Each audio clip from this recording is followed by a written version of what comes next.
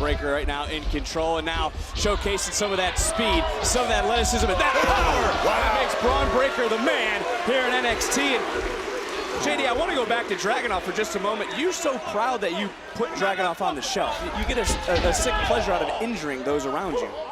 Listen, let me give you... Oh! That was close. That was very close. Let me give you a quick history lesson. We were in NXT UK together. He was the champion. He was telling everybody who'd listen how good he was. I was telling everybody I was the face of that brand. I had the whole brand on my shoulders, right?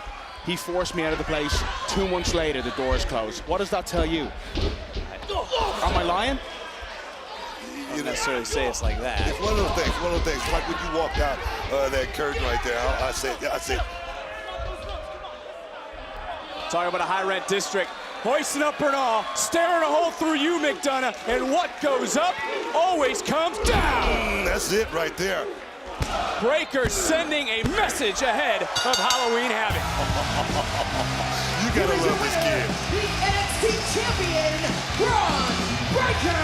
Yeah, baby. Breakker has not taken his eyes off of JD McDonough. Wait a minute, what's going on here? What's going on? Is this just gonna be a face-off or what here?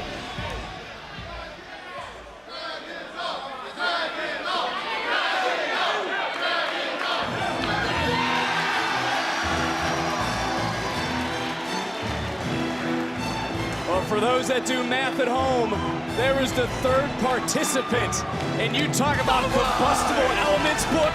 All 3 superstars in the NXT Championship match are here.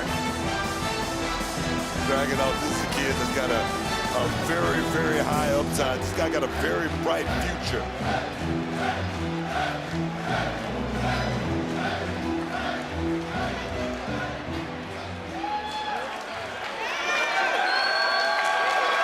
Can feel the intensity.